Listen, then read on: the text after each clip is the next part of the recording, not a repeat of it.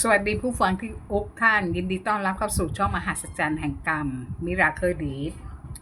เงามืดแห่งกรรม38ปีที่สาบสูญและการเรียกร้องที่ไร้ค่าเรื่องราวที่กำลังจะเล่าเป็นเรื่องที่เกิดขึ้นจริงกับชีวิตผู้หญิงคนหนึ่งที่ตลอดทั้งชีวิตเธอถูกกัดกร่อนด้วยพิษสุราและกรรมที่เธอก่อไว้เธอไม่รู้เลยว่าความทุกข์ระทมที่ต้องเผชิญนั้นเป็นผลมาจากเม็ดพันธุ์แห่งการทอดทิ้งที่เธอหว่านไว้เมื่อ38ปีก่อนนั้นและเวลานี้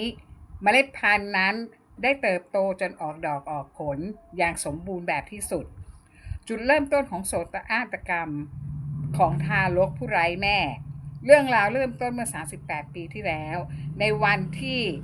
โลกได้ต้อนรับชีวิตใหม่ลูกชายของเธอลืมตามาดูโลกด้วยแววตาบริสุทธิ์แต่ชีวิตของเขาก็ต้องเริ่มต้นพร้อมกับรอยแผลที่แม่ผู้ให้กำเนิดเป็นคนทิ้งไว้ในเวลาเพียง7วันหลังคลอดเธอได้ตัดสินใจทอดทิ้งลูกน้อยไว้เป็นภาระให้แก่ป้าผู้ใจดีที่ต้องแบกรับความรับผิดชอบอันหนักอึ้งทั้งการเลี้ยงดูประคบประหงมส่งเสียให้ได้รับการศึกษาและประคองเด็กน้อยคนนี้ให้เติบโตขึ้นมาอย่างดีที่สุดเท่าที่จะทำได้ภายใต้ข้อจำกัดมากมาย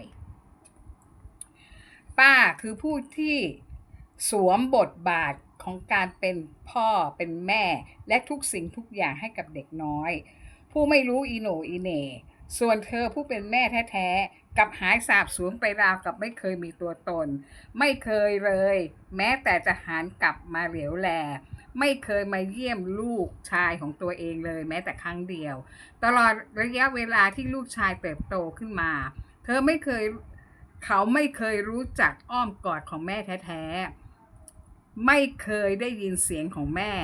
ไม่เคยแม้แต่จะเห็นหน้าตาของแม่ในยามที่เขาต้องการกำลังใจที่สุด38ปีแห่งการเร่ร่อนวงจรแห่งความว่างเปล่าตลอดระยะเวลา38ปีที่หายไปเธอเล่ร่อนทำงานไปทั่วเธอใช้ชีวิตแบบไร้หลักแหล่งไม่เคยมีที่พึ่งพิงที่แท้จริงไม่เคยมีบ้านที่อบอุ่นไม่เคยมีใครยอมรับเธอด้วยใจจริงเธอก้าวเข้าออกความสัมพันธ์กับผู้ชายมาแล้วไม่น้อยกว่า30คนแต่ไม่มีชายคนไหนเลยที่ยอมรับผิดชอบเธออย่างจริงจังทุกๆความสัมพันธ์จบลงด้วยความว่างเปล่าทิ้งไว้เพียงร่องรอยของความผิดหวัง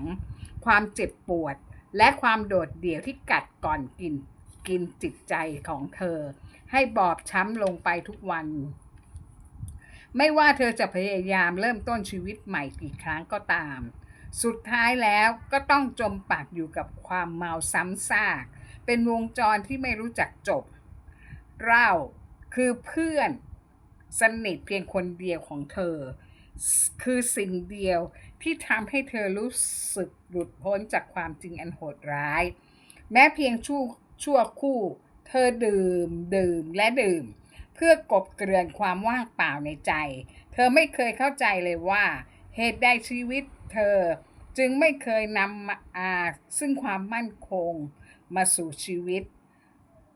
เหตุใดจึงไม่มีใครยอมเลี้ยงดูหรือรับผิดชอบเธออย่างแท้จริงและที่น่าเศร้ากว่านั้นคือเธอยังไม่รู้ตัวด้วยว่าทั้งหมดนี่คือผลกรรมที่เธอหว่านเอาไว้เองการกลับมาของเธอในอดีตและการเรียกร้องที่ไร้ค่าเมื่อเธอเริ่มเข้าสู่วัยชราร่างกายร่วงโรยทรุดโทรมและจิตใจที่อ่อนล้าจากการดื่มเหล้ามายาวนานเริ่มส่งสัญญาณที่ไม่ดีเธอดื่มหนักขึ้นทุกวัน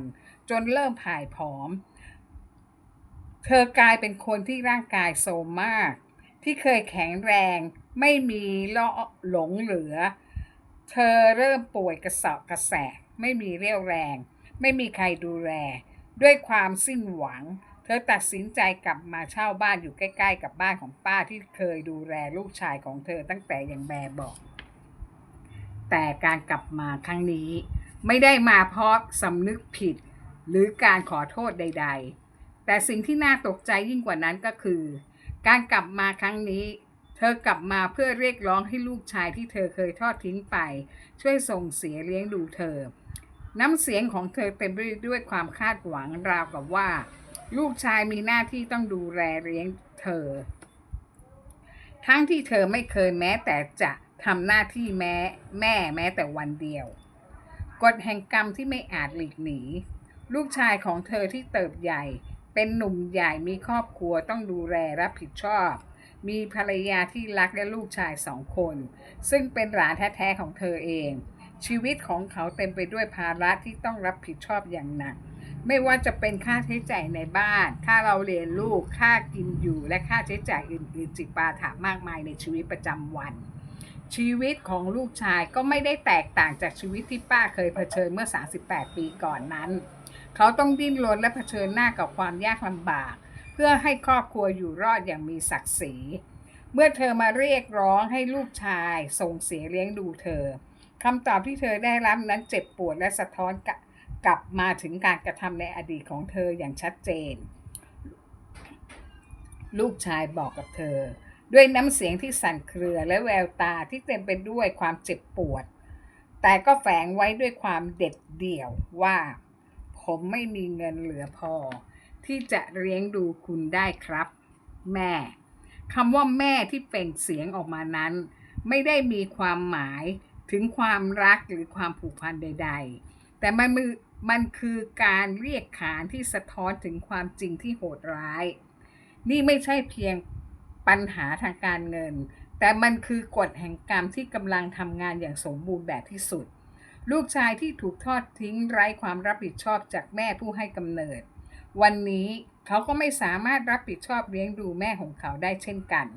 เหมือนที่แม่เคยทอดทิ้งเขาไปโดยไม่เหลียวแลไม่มีอะไรที่เขาสามารถหยิบยื่นให้ได้นอกจากความจริงที่เจ็บปวดบทเรียนที่เจ็บปวดวงจรกรรมที่หมุนเวียนความทุกข์ทรมานที่เธอต้องเผชิญอยู่ในวันนี้ความโดดเดี่ยวที่ไม่มีใครเหลียวแลการเล่ร่อนที่ไม่มีจุดหมายความสัมพันธ์ที่ล้มเหลวครั้งแล้วครั้งเล่า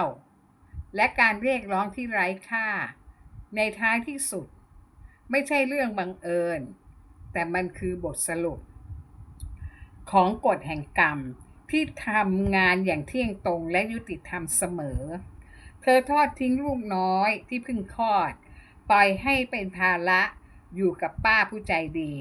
ที่ต้องรับผิดชอบทั้งหมดตั้งแต่วันแรกที่เด็กลืมตามาดูโลกการทอดทิ้งความรับผิดชอบและความรักที่ควรจะมีให้ลูกนั้น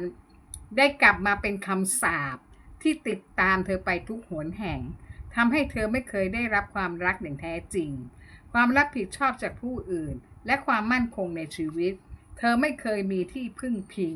ไม่มีใครยอมรับเธออย่างจริงจัง